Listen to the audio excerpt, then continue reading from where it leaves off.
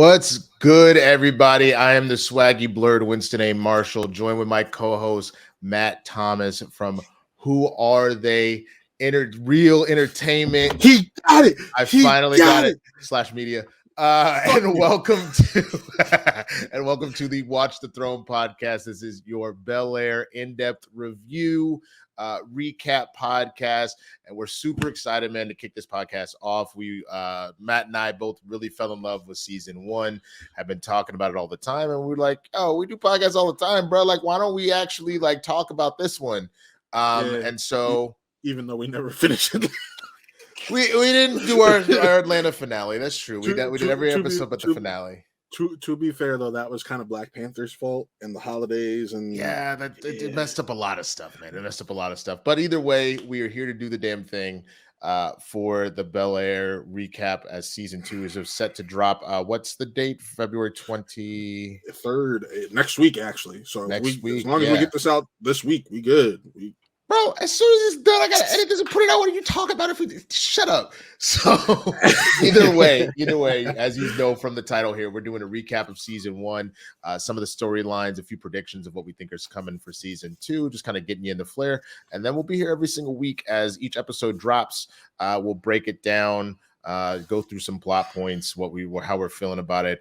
But just out of the gate, man, if you're joining us for the first time, please be sure to subscribe to the channel here, the Swaggy Blur channel. I appreciate the subscription and all that good stuff. Got a lot of fun, awesome content. And be sure to go over this, man. Again, Who Are They? Real Entertainment, bro. See, I can do it if I want to. It's just funny to also throw media in there, because you should just be Who Are They? Real Media, bro. That makes more sense.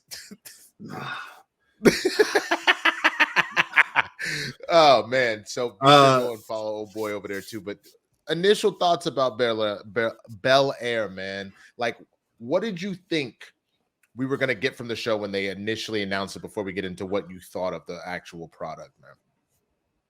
So I was actually one of those people who, after seeing the just idea, like the fake trailer made by the creator of this show, who that trailer got so much hype that they're like, you know what, let's give this a shot. Morgan Cooper. I was on board with the reboot after seeing that, because honestly, in today's day and age, this is the perfect show, especially in the Black community, for a reboot. So I was like, yo, I want to see that. And I know it got a lot of pushback on, why do I need a dramatic Fresh Prince of Bel-Air? Fresh Prince is funny. I'm like, because you can be a drama and still be funny. Have you ever heard of a fucking dramedy? Because that's what this show is. This show has some very lighthearted moments.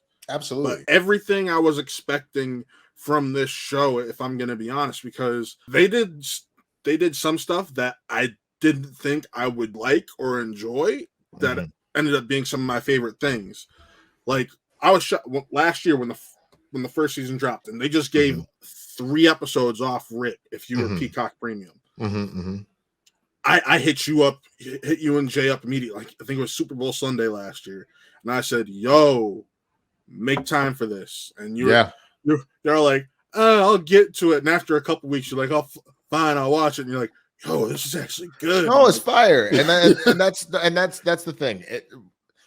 What I love and hate about Black people, bro, is like, we don't fuck with new shit. We really don't. Like, if we're just being honest, Black people are like, nah, it's always been this. It's going to stay this. I'm not here for the new. Until the new, they check it out. They go, actually, this kind of fire though, and I kind of want to roll with this. That's just how we are as a people. We have a problem, okay? So, and that's more so with like the reboots and whatnot, because but that's my whole point, is that I remember when this trailer dropped, people wanted to be all extra about it. Like, like you said, why we need to do this? We already had it. I was just saying, like, they'll give new shows in general a chance, except if it's a reboot or something. But that's what I'm saying. If it was this, I don't ever need it again. So like, I'm trying to think of what another, like, because there's got to be like some other good example. Like, a lot of people were not when Power Rangers. I remember Black community when Power Rangers had that reboot. People were like, "No, I ain't fucking with that, bro." Oh my god, I just had it on the tip of my tongue. People were kind of saying that even about The Best Man, the final chapters, were like, bro, we've already done this, and then we haven't. We got left on a cliffhanger, pretty much. And so now you watch that, and that was some of the best content that we've gotten in a minute, man. It was expertly written. Shout out to your sister Zoe. Shout out my sister out here, nominated for an NAACP award. What up? But either way, man, I love the idea of revisiting worlds and revisiting them in a different manner. But in order to do it, you do, because it is such a beloved staple of the culture, you got to come correct. And they fucking did, man. They really did, and they found a way to make it apply to modern times, but then to also give credence and a major nod to what came before it. You know, like you said, to the source material, where you have deviated, but you haven't deviated that far. And I love that, because, like, for example, one of the big storylines, we're not going to go episode by episode. At this point, we're assuming you have watched it. We're just going to kind of give a little bit of a recap of the storylines we saw, how we felt about the season, and then we will kind of give, like we mentioned before, predictions for season 2. So one of the things that we really got in Bel-Air, again, talking about that source material crossover, man, you're talking about in the original, you had, Uncle Phil, played by the late, great James Avery. Our first things first, rest in peace, Uncle Phil. He only ran for judgeship. He didn't run for DA, but they made the transition here, and I thought was actually a really smart one, because then you had to address cops. He's running for DA in Bel-Air. You ever been arrested? No. No, I can't say that I have. It's like a movie playing in my head. You get thrown to the ground, handcuffed, picked up like garbage. When he was running for judgeship in The Fresh Prince of Bel-Air, he was going up against Sherman Hemsley, his mentor, and and the comedy there of him just being like a piece of trash. Where in this case, Uncle Phil is running for DA, as I mentioned, and the chief of police happens to be Lisa's dad, which makes its own level of kind of like just interesting dynamic and how that plays out, because Will meets Lisa in season 1. That's another major storyline, is that Will and Lisa are already a thing pretty quickly, but you included there, and that's where a lot of these weird webs just being tangled, that Carlton used to date Lisa before Will came along. So then you have that kind of interesting dynamic too. So you see these little pieces where they take things that work and they remix it to fit this story, this narrative that they're making. And again, I really enjoy that they did that. Well, part of the reason I enjoyed the remix with the Camp Lisa is because, as someone who's watched Fresh Prince over and over, when HBO Max came out, and one of the only real pieces of media they had was about to being the first streaming service to have Fresh Prince available. I threw out my back around the time that they were not even kidding. I was on bed rest, threw out my back. HBO Max came out. You want to know what I did those entire 2 weeks on bed rest? I binged watched the living hell out of Fresh Prince of Bel-Air. Why wouldn't you? So, and then just a couple of months later, that's when Bel-Air got announced, and it was so fresh in my head. And I watched the fake trailer, and I was sold, because it's so prominent, and it was. I know a lot of people will disagree, but it was itching for a reboot, especially with the Black Lives Matter movement, and how much a black man in politics, being Uncle Phil, would mean in today's day and age. Well, so when we got the Lisa element so early in season 1, that made so much sense to me, because out of all of Will's girlfriends in the original show, she's the only one we really see him have a relationship with. We see a heavy flirtation with Tyra Banks' character, whose name is slipping me right now. Mr. I binge watched everything. You really do not remember her name, bro. Jackie? Oh my God, Will!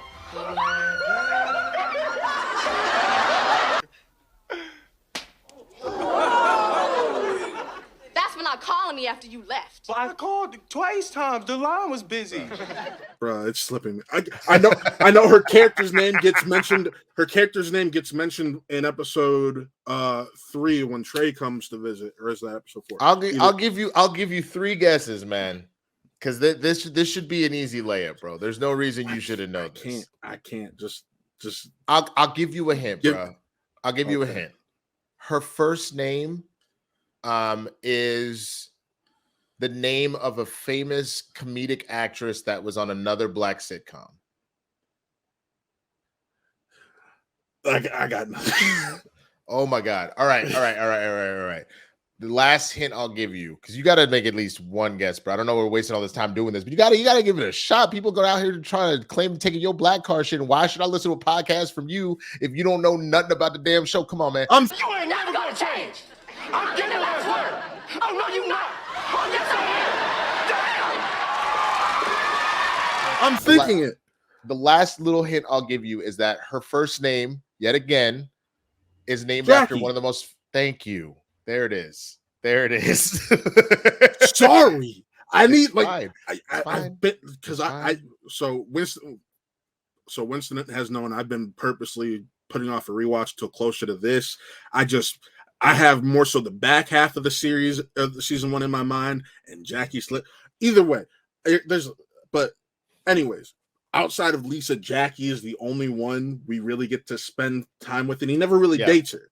Right. So he's kind of into it, but it never really happens. And that's, you know what I mean? And she isn't feeling it like that. Well, right. Because they also, like, that was the thing, because they talk about it in Fresh Prince, that they dated a little bit back in childhood, but like, she's not interested in Will's philandering ways now as that he's older. She's like, been there, done that. We're just homeboys. Do you know the last episodes we ever see Jackie in Fresh Prince? No, I don't.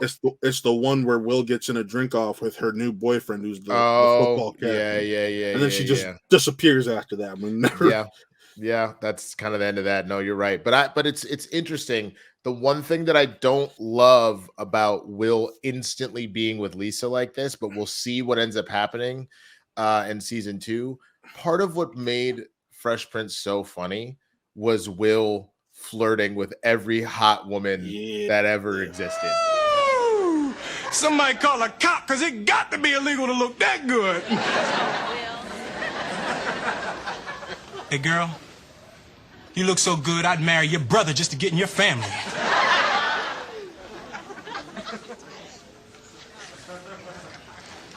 Yo, man, you see that? That's called the I Want Will walk.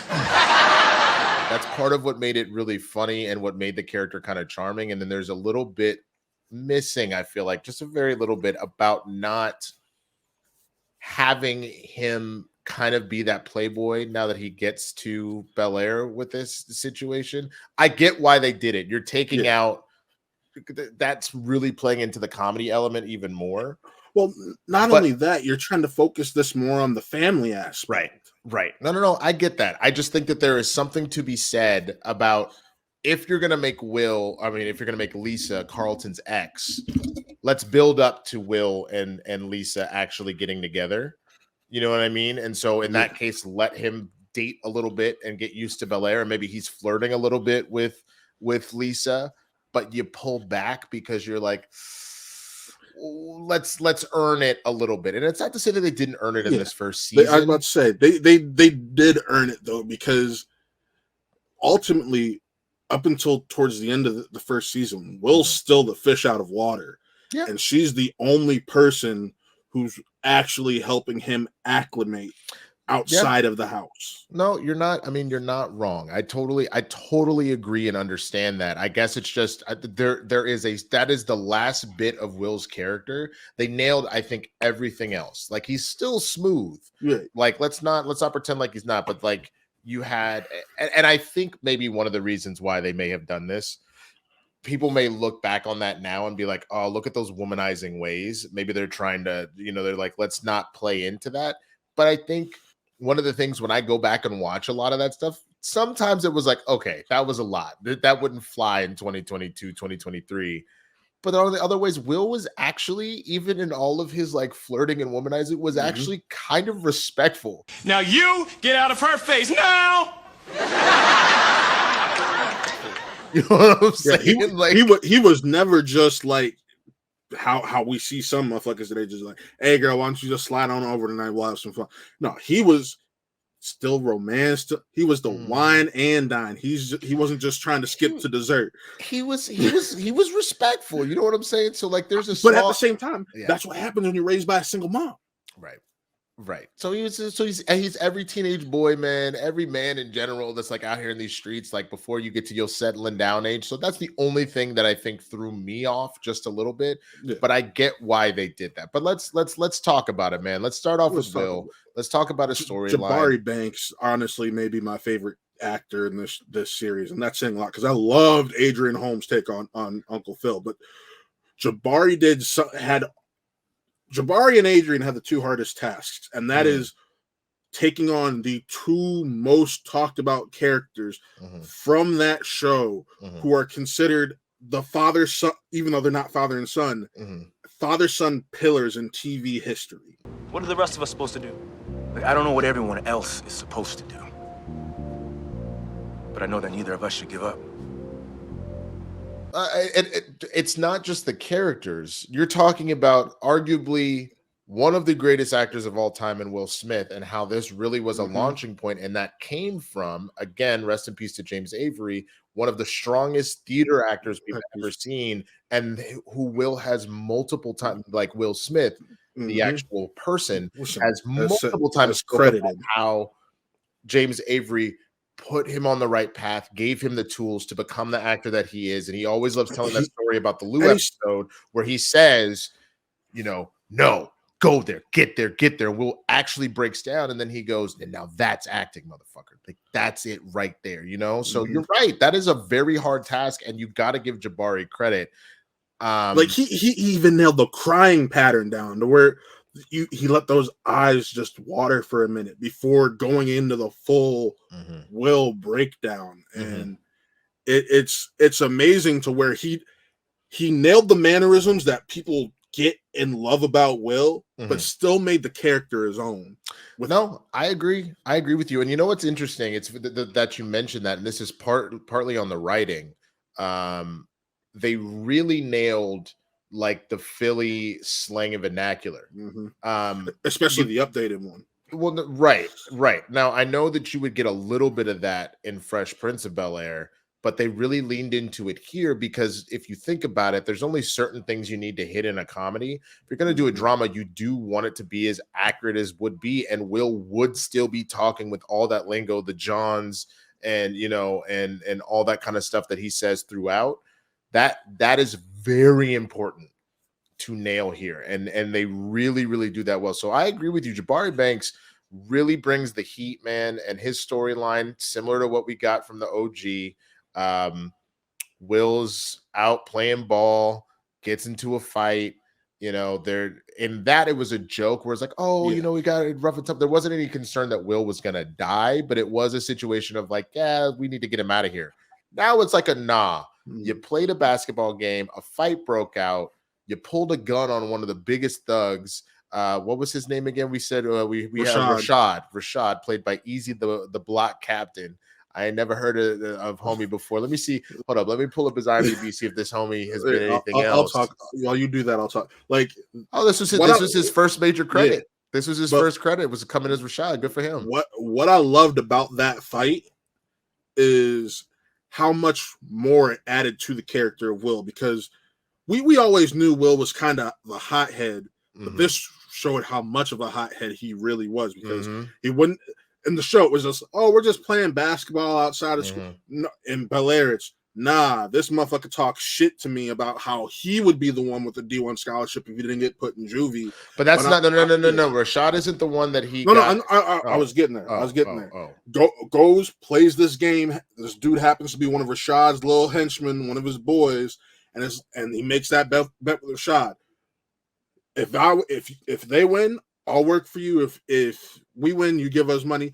They win. Rashad's boy throws a ball, hits Rashad, just slides out of there real quick without saying anything, and a fight breaks out. They go after Trey. They go after Will, and Trey brought a gun as a safety precaution because Rashad is such a thug. So what does Will do when he sees Trey getting his ass beat by 4 motherfuckers? He goes, shoots a shot up into the air, and disperses. No, Like, absolutely. No, to that point, it's the idea of you heard it in the song. Everybody can rap the song. Everybody of a certain age knows the theme song from the OG. If you're going to do it as a dramatic take, there has to be legitimate stakes on the line. So it's not just a we got in a scuffle. It's a this nigga's pissed and he will kill you, let alone because he got put on with gun charges. You had to have a situation where Uncle Phil had to pull some strings and technically some illegal strings to get him out of the legal trouble, which again is a way to then layer. Now Uncle Phil is implicated in some of this stuff. exactly. So like it was taking the source material, and with sitcoms, essentially, it's not that some of this stuff isn't real, but it's heightened. It's kind of on almost a farcical level. How do you anchor this in a real world scenario? And that's it. It's that Will could be dead or in jail if he does not leave West Philly. And that's the other part too, is I think for people that do not get West Philly like that, like I didn't truly, like I've heard of it, but until you see it, and again, this is a dramatic retelling, but to really let you know what West Philly is like, the hood that Will genuinely comes from. So now it's not all fun and games and I wear loud, colorful clothing. Will's seen some shit, bro. Yep. And it really paints the character so well for him to keep such a positive, sunny disposition. But why you don't really see Will in Fresh Prince of Bel-Air. He's a fish out of water, but you don't see him hurting from not being Philly. home. Right. You see him hurt in this and really have to adjust, and how weird it is to leave all your friends, to leave your family, to leave the trajectory that you were on, and to be thrown in a situation where some people are giving you the time of day and others are telling you to go F yourself. Which brings me to, his cousin Carlton, not the first person that he meets when he arrives. But you do have this really interesting moment between Will and Carlton, where Carlton really just doesn't love this idea of Will just showing up. And it's been played incredibly well by Ali Shalodin. Sorry if I mispronounced your name, bro. But does an incredible job because Carlton is layered, bro. No, I agree. Like, again, the updated logo, excuse me, not logos, the updated character work, but also times. But Carlton being, even back then, the character under pressure, something they did early on, which doesn't happen until senior years, covering Carlton flirting with the thought of speed. But in this, he's actually snorting his anxiety pills, like he's already in this shit, which honestly you kind of expect, especially coming from such a prestigious school. Kids got money. He's friends with kids that have money, but also they cover some of the issues. I think they humanize Carlton more in this one season and bring him down to earth than the entire show Fresh Prince of Bel-Air did in its entire series run, because Carlton never fully understood what it was to be black in America, even by the time Fresh Prince was over. This Carlton has already got that reality check, and it's interesting because for one of the first times we get to really spend time with Carlton outside of that party that Will shows up at the beginning, just happens to be going on, the fundraiser for Uncle Phil, is when Carlton's in the locker room and he's singing Hot Nigga with a bunch of white boys.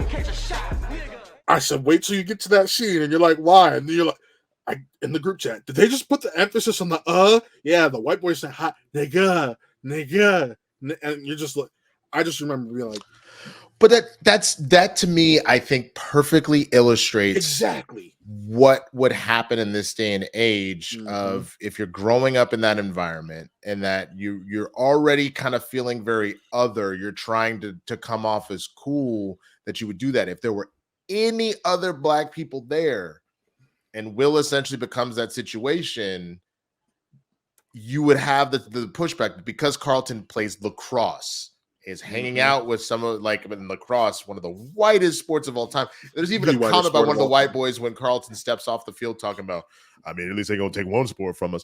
It's from his so-called best friend, not one of the white boys, his so-called best friend. But that's one of the things that I really appreciate about that is, like, I grew up in, like, white suburbia Dallas. So did I. Like, I was about to say, I got a story relating to this. You did not grow up in white suburbia Dallas. You did grow up in white suburbia, but it was white suburbia in general.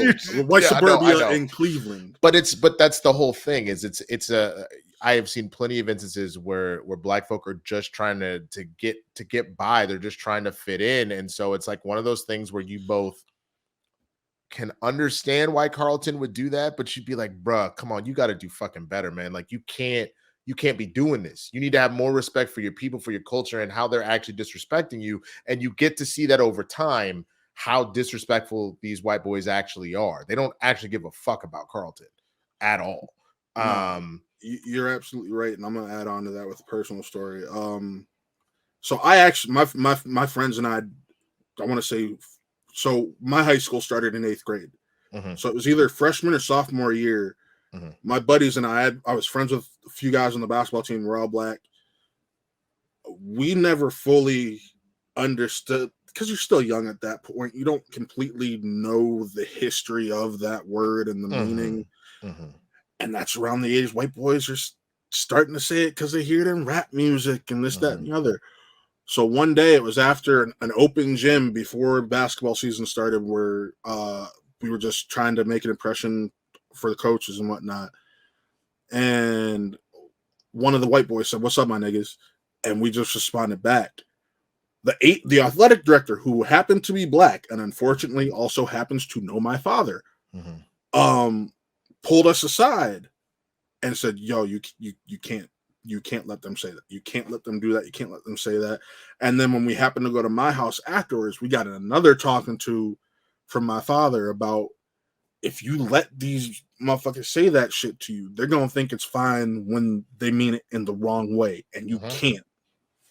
No, I mean, and that's the thing. I think that they are doing a really good job with this show of examining what it means to try and fit in like that, or what culture means in that regard, and just trying to get to that, because they even go to the fact of what tends to happen. You can have a drug habit no matter what your social economic status, but specifically when you're rich like this, it's a situation where you see Carlton is out here doing lines of, I believe it was Xanax, right? Yeah.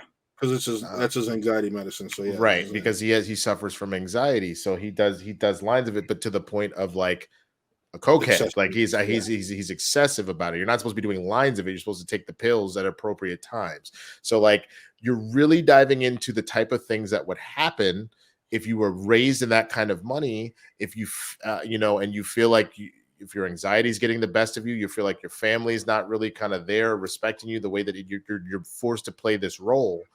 What happens when what should be a part of you, your blackness, is almost stripped from you, and it's not a part of your life? And I think that's one of the things that's been so interesting is Will used to always tease Carlton for how white he was in the Fresh Prince of Bel-Air. And in this case, Will's not teasing him about it. He's calling him out and being like, bro, you do get that you're black, right? You do understand that, like, because you're acting like a buster. Like this ain't it right here. Like you genuinely need to figure this shit out. And so it's really, really interesting to see all of that play out. And the fact that Carlton and Will, by the time the first show was over, they really were best friends. And you're seeing that starting to formulate. But we got a lot to cover and not a whole lot of time. So we're gonna need to speed this up just a little bit. One of the other big storylines, you see both Aunt Viv and Aunt Vi, which absolutely love what they're doing here. You got Cassandra Freeman playing Cassandra Freeman, Atlanta's own. Absolutely. Atlanta's black woman dating a white guy who has more black culture in him than she does. Yes, sir. What is wrong with you, Negro? And of course, you have April Parker Jones playing Aunt Vi, playing Viola Smith, Will's mom. Their dynamic is so interesting, and you always got to see Viv and Vi kind of the back and forth. You notice we haven't talked about the other sisters, the Divas, so they may have cut them, which is fine. I don't think that's a bad thing. Episode 8 that they cut them because they're talking. So in episode 8, just a little recap of that. Vi's in town for Will's 17th birthday, and they talk about the history that Vi and Viv have, and that how Viv didn't help with their mom, but they never mentioned any other sister in that. And while you hate to see it, I respect the decision if that's the case. It was so auxiliary, and it's not to say that there aren't interesting elements, like the youngest sister marrying a white man, but I think if you're going to cover that base, you could honestly do it with either Hillary or with Carlton. I think Carlton might be the better choice here, where you could have him date a white girl at one point, and then that conversation can come from there. But but they the black woman. No, for sure. But it'll be very interesting to see. I think because Carlton has become the real conduit of exploring black folk with white folk, and I think especially because there is a very different implication of a black man dating a white woman than a black woman dating a white man. A lot of that tying to like Emmett Till type stuff, a lot of that tying to this whole idea of like the white woman prize type situation. There's a lot of things there that I think could go a little bit deeper. And it's not to say that there aren't elements with a black woman with a white man that don't need to be explored and don't have their own, you know what I'm saying? There's just a little bit more tension, I guess, with a black man and a white woman that might be a good way to address that if that's a topic you want to address in the show. You know what I mean? Right. No, I agree with you completely. But again, the storylines for Viv and Vi, Vi obviously having to come to terms with Will potentially not coming back, which is addressed a little bit in Fresh Prince of Bel-Air as well. But way later on. Right. It's much later. But for Vi, Aunt Viv, for Aunt Viv, it's the exploration of her as an artist. So instead of being a dancer, which we obviously got this whole like that one of the greatest that Janet Hubert episode was amazing.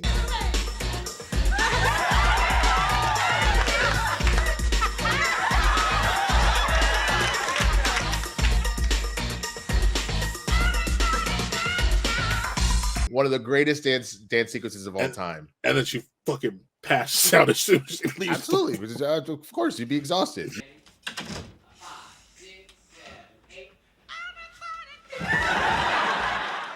But you end up having her re-exploring her career as an artist, how she used to be such a talented artist, but she took a back seat for the family. She took a back seat because her husband was being super successful and she was trying to be there and make sure.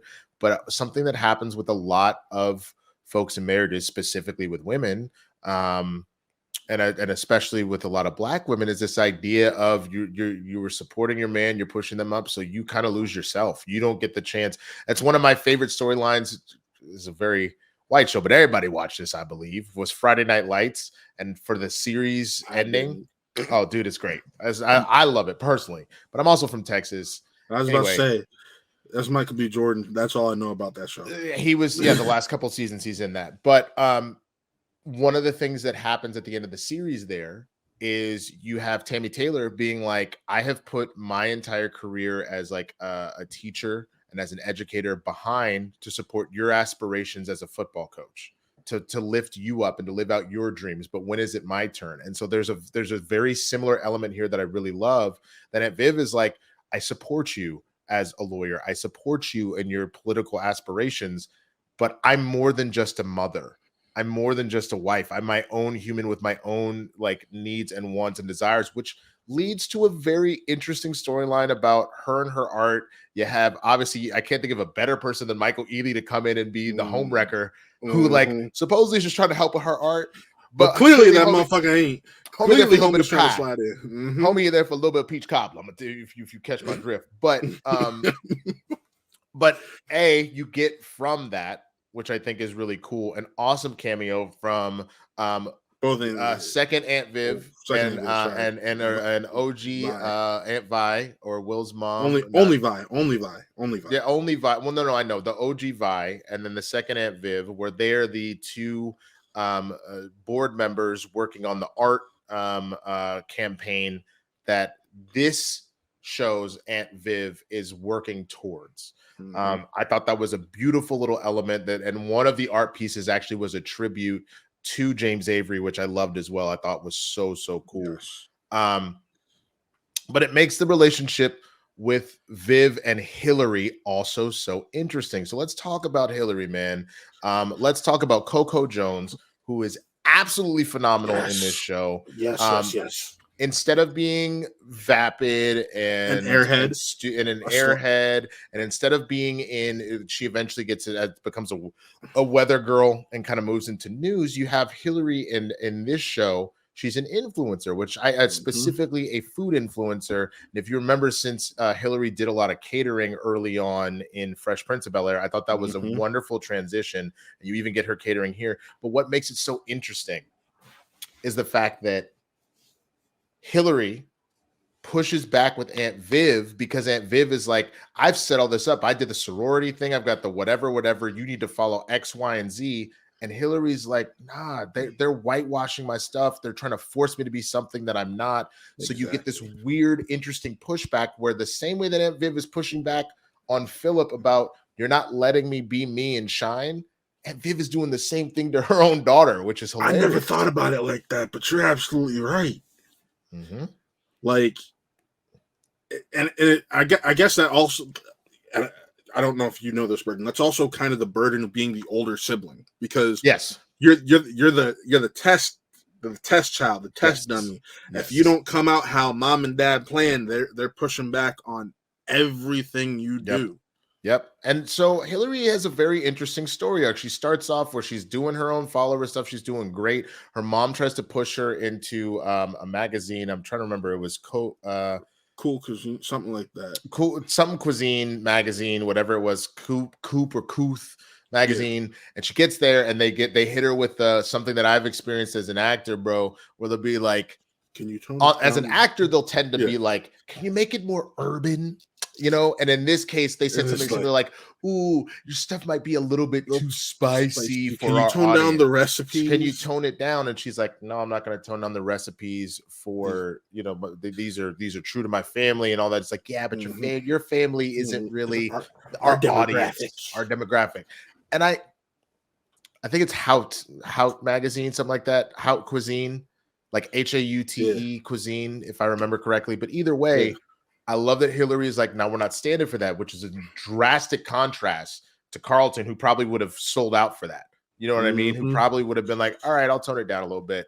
So you get that kind of pushback, and eventually she finds her way into a creator house, which I think was, again, modern adaptation. I absolutely love that. But then also what you get to dive into what that is like in real life and how that is manipulative, and her having to find her way out and really find her path.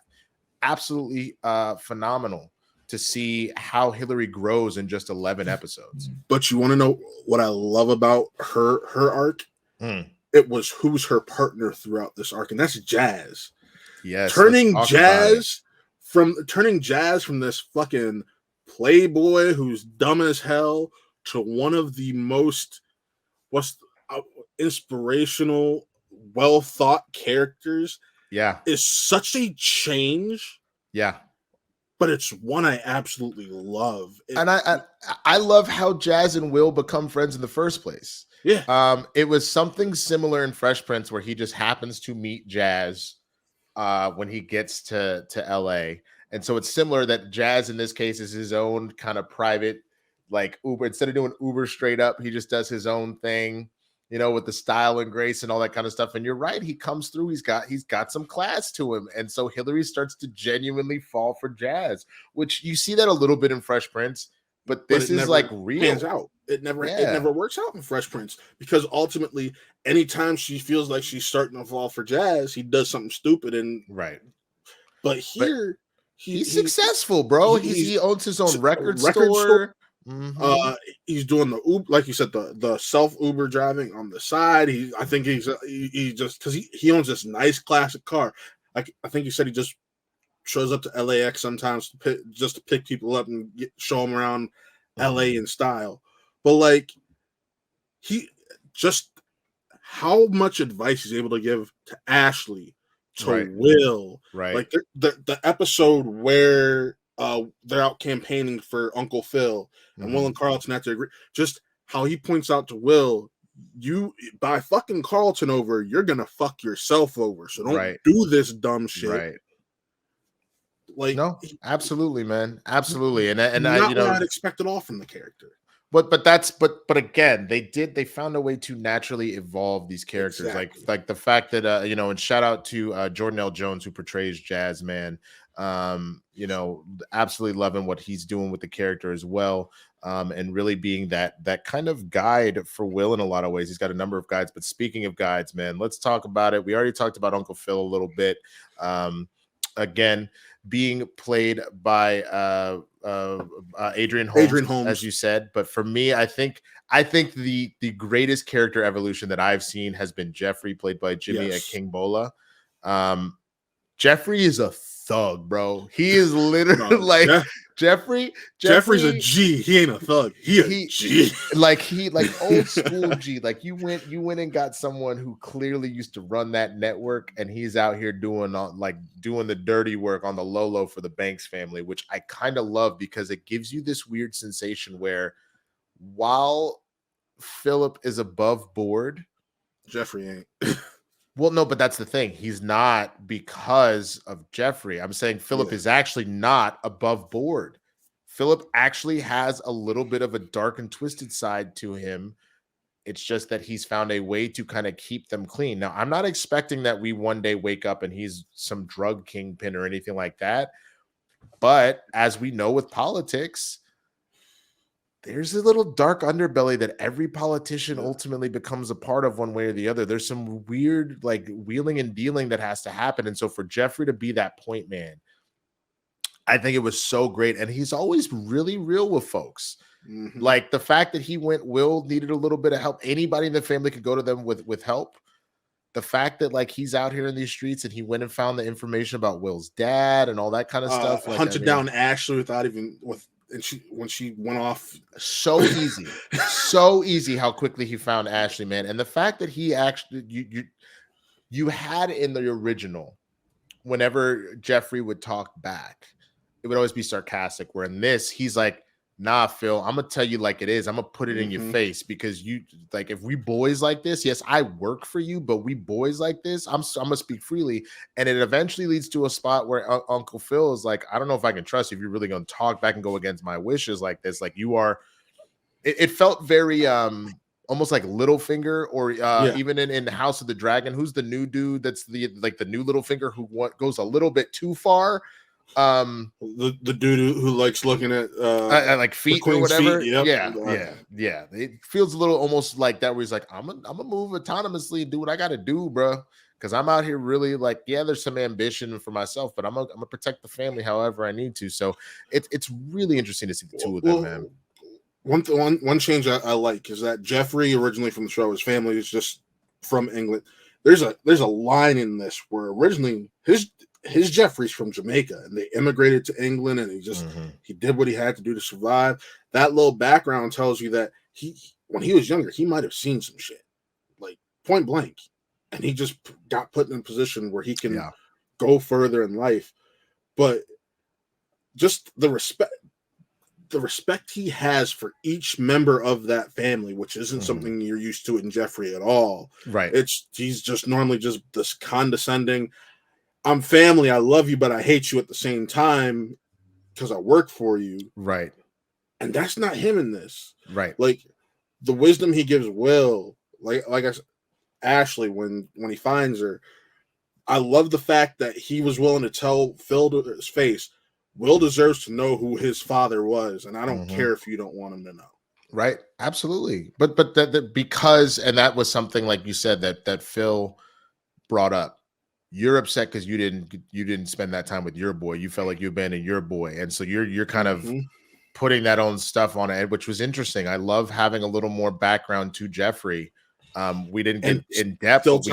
Still tying it into the original series where we find Jeffrey's son later on. Absolutely, man. So we the last main character we really want to we got to talk about has to be Ashley, the youngest of the Banks family, man. And again, one of the things about Ashley that was so interesting in the original show, you want to talk about finding yourself above all else, which would happen because she's the baby. She's really trying to find herself and to use her older siblings and cousin as the conduit to do so. And so what is so beautiful for a modern day story Ashley is trying to figure out her sexuality. There is we do know that she does like girls because she speaks on it with Hillary, and there's a girl that she has a crush on. But she's kind of figuring herself out. So we don't know specifically how she defines herself quite yet, but it is so interesting to use Ashley as that if you were going to explore something like that, which I think is important because obviously gender identity, sexuality, all that kind of stuff is something that we are as a society we're treating more regularly. Yes. But the black community isn't there yet. We have a tendency with a lot of this stuff to be a little behind the times. So I love seeing that in the Best Man final chapters about addressing gender identity here or there. And then here in Bel-Air, the idea of addressing sexuality. Yeah. I think that is Ashley is the perfect way to go because she's in those formative years. What does this mean? What do my feelings mean? How do I operate? You know what I mean? No, and I agree. And something I love is not only do we see like her first real crush, you actually see her first real heartbreak when she finds out the girl she has a thing for is just enamored by Will. And it's and you laugh, but at the same time you're like you feel for Ashley because it's just like, man, I remember like talking to this girl and then finding out she's into my friend, and then but she never, as an adult, you're like, this little girl's got no real chance. Well, he's about to be a grown-ass man, and she's like, what? And essentially has a girlfriend. But I think the other part of it that's interesting, you remember that story, right? There was one where Ashley had a bunch of friends over, and that one white girl was obsessed with Will. So you're taking from the source material and you're remixing it to fit into this world, which I genuinely love that they were able to do that on so many points. So we really covered all the major players here. You've got Fred Wilkes, Lisa's dad, played by Joe Holt, who is the chief of police. I feel like we need to cover Lisa though too, because we do need to talk about Lisa. We do need to talk about Lisa. But again, Joe Holt playing Fred Wilkes, Lisa's dad. He's the chief of police. He ends up running opposing Phil for the DA position, which he ultimately wins when Phil concedes from the race. And a lot of that is to prevent Will's situation to get aired out about why he's in Bel-Air and how he got there. But Will and Lisa, this was very interesting. Early on, Lisa becomes one of the few people that really, outside of members of his family, that really accepts him.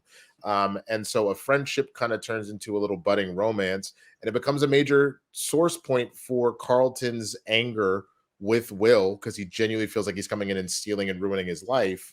But it becomes so interesting to watch that love develop. It becomes interesting to watch Lisa, who is dealing with her own trauma because her mother passed, and her dad is now dating. Married, not dating, married. I forgot. He married her quick. What was her name? Do you remember? No, but the one thing I do remember about that character is apparently Daddy was stepping out with her before they were. And that was the other thing that was wild, was to know that her dad was cheating on while his the mom dying wife. Angela. I think her name is Angela. I think her name, that's what I thought it was, but it's his sick dying wife, and he's stepping out and cheating on her. Yeah, Angela.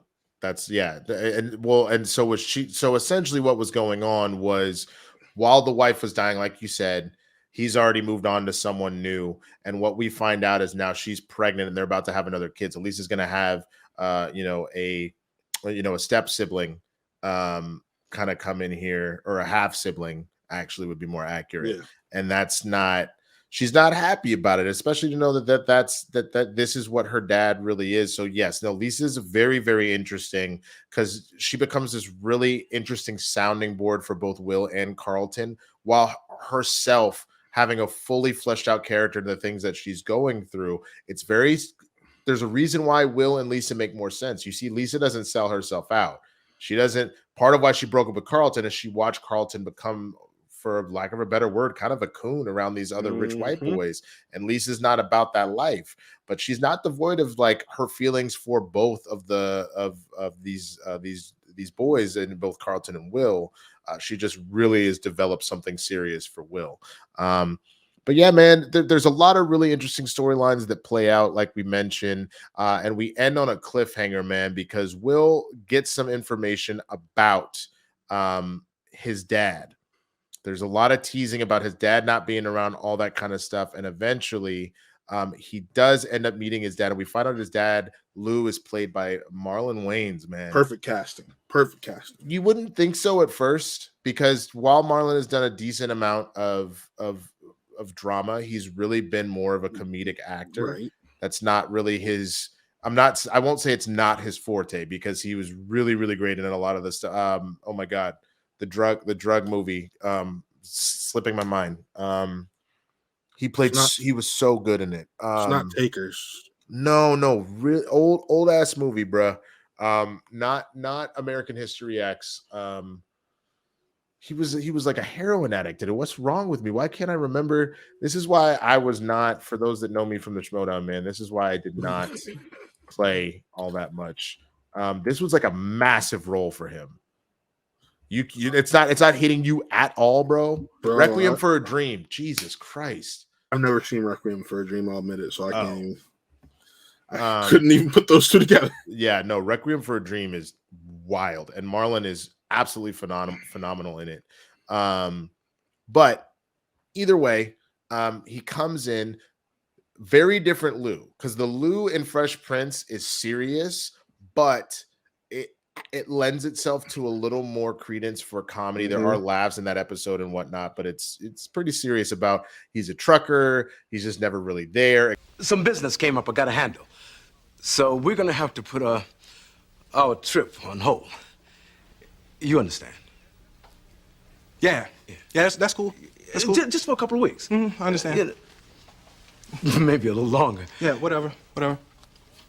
In this case, you had Lou was in prison, and he was in prison because he was doing some shady business dealings and whatnot, and he had a little bit of a temper problem. A lot of get rich quick schemes and pulling one over, and he had a bit of a temper problem. I didn't come here to be disrespected. You ain't earned no respect. Nigga, you the one that came looking for me. Remember? And if I hadn't, would you have showed up?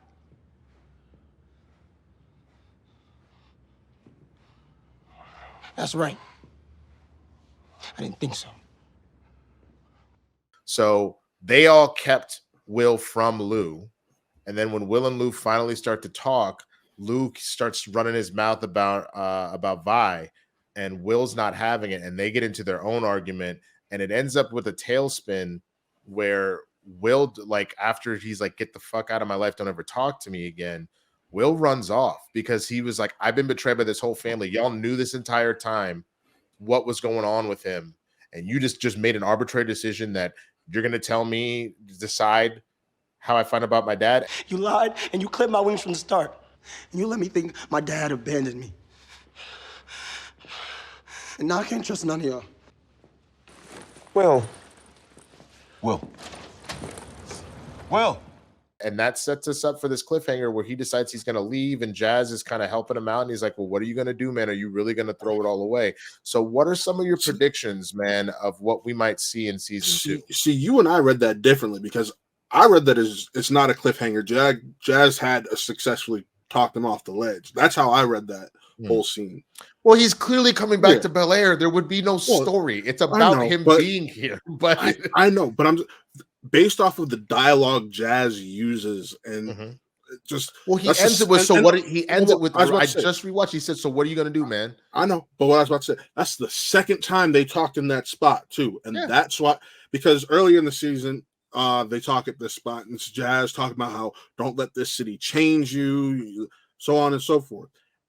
And I felt like this was the conversation at the finale was a perfect reprise of that conversation, because Will hadn't let the city change them, but now going into season 2, we're really seeing that. I don't know if you watched the trailer that came out a few weeks ago, but we're really seeing what looks like that darker side of Will come out of it, that real Philly that we saw in season 1. But but again, because that has gotten activated from his last traumatic experience with Lou. Yeah, exactly. Because you have busted a wound wide open. So again, what would you say are your predictions for season 2, man? Well, so I'm going to base these off the trailer. So 1, Will really takes the Philly boy to the next level to where that I think what you talk about, you missed the flirtatious side of Will. I think we're going to see that pop out a little bit more. I think we're going to see him flirt a little bit more. I think we're going to see Carlton accept his role as a young black role model and young black man who needs to stand up a little bit more. I know there's that quick shot of him in the second trailer where you see him roll down that Black Teachers Matter banner. It looks like Tatiana Ali, who played Ashley Banks in the original, is going to have a prominent role in developing maybe both Ashley and Carlton as characters in the second season. So I'm looking forward to that. But ultimately, I think, and this kind of shocks me, I'm looking forward to seeing how Viv and Philip's relationships develop, because now she's got the art fellowship and he's going back to work at the law firm. They're both working now. Like, granted, they were both working in the original, but in the original, she was a teacher. Now she's going to have to pop off, travel, do her own stuff in regarding this fellowship. And they're going to have to learn how to balance all of them working, being there for all the kids. We got to get Jeffrey back, because remember, Jeffrey got lightly fired. I'm going to call it lightly fired, because we knew Jeffrey was going to have to come back. You're not going to do the show without Jeffrey. Yeah. So I'm interested. I'm excited. Next week's going to be awesome. I'm curious if we're only going to get one episode or multiple. So, hey. Yeah. So some of my predictions, man, I think you're going to have a situation where there was a partnership that Hillary worked up with a homegirl of hers. I have a feeling that there's going to be, just like there was drama with the content creator house, I think there's going to be some drama with that partner where Hillary's going to have to branch off and kind of do her own thing a little bit more. And maybe it's not drama. Maybe it's just this girl is like, she's on to something new, so they're dissolving their stuff because she's focused on something else. I think we're really going to get something very interesting with Ashley. I think, even though we're much better in 2023, again, with, gender identity and sexuality, I have a feeling that her secret about her sexuality is going to come out, and it's going to come to a head, whether or not with her family or with somebody at school that's going to like really dive into that and address that. I think Carlton, like you said, is really going to go through his Black Renaissance, like you mentioned, the Black Teachers Matter banner and whatnot, because that was a big deal in the first show, when they wanted a real African-American studies class. And at first it was kind of a blow off. They just wanted that because they thought, if Aunt Viv does the class, we can get an easy A. But it becomes important to them to really do that. I think that storyline is going to be adapted that way. I think Phil will ultimately come back to an office type situation, but that's how he gets to running for judge. I think that it evolves into that at some point. And then I think with Will, man, I think with him coming back, I think you're right. I think we're going to have to really talk him off the ledge of him being that angry of a dude. I think we will see him really have to transform back into the fun-loving guy that he always has been, because I think that West Philly side of him is about to come out with a vengeance, since he is in such a raw place. But I'm so curious what y'all think, man. If you're watching this over on the YouTube channel, please be sure to leave some comments what your feelings were on season 1 and what your predictions are for season 2. Now, we will be here every single week. After the episodes come out, we should be out the next day with our recap of the show, how we're feeling about it and where we think the storyline is headed. So be sure, if you haven't already, subscribed to this channel. If you're listening to the audio version of this, be sure to subscribe to the podcast as well. Give it a thumbs, all the 5-star ratings and all that kind of stuff, depending on what service you're listening to it on, man, and share it around with folks. Matt, tell them how they can find you and the Who Are They Real Entertainment Media ass crew. Man, fuck you. You can find us over at youtube.com/Watt Real Entertainment. That's W. It'll be in the description as well of both of these. It's WATREELENT. Watt Real Ent, and that's also our Twitch. We've been more involved on Twitch. I'm streaming stuff there. Taylor's streaming stuff there. You can actually see digital versions of Winston and I and Taylor's WWE 2K streams. Lord, and just on Twitter, Watt Real Ent again, WATREELENT, and then Watt Movies _Matt on Twitter for my personal Twitter. So there's those. Yeah, absolutely, man. And then you know where to find me here on this channel at the Swaggy Blurred. But then also you can find me over on TikTok, Twitter, Instagram, all that good stuff. And obviously on this podcast, you can also find me on the Capes and Cows podcast. It's a part of the Christian Harloff channel. Break down comic book movies and comic book TV and movie news every week with Christian Harloff and Coy Jondrew. And then obviously, like for those that know, obviously that I'm like not just a host, but an actor / comedian. You'll see me in a number of projects, and including on this YouTube channel. Again, if you're watching this here, I'm sure you can see some of the other like comedic videos that are coming out. So please be sure to follow me on all those platforms to get more and more. And make sure you're here every single week as we break down season 2 of Bel-Air, man. I want to thank Matt for joining me as we go down this journey, and we can't wait to get into it with y'all, man. So y'all have a good rest of your week. We'll see you next time on the Watch the Throne Bel-Air Review Podcast, y'all. Peace.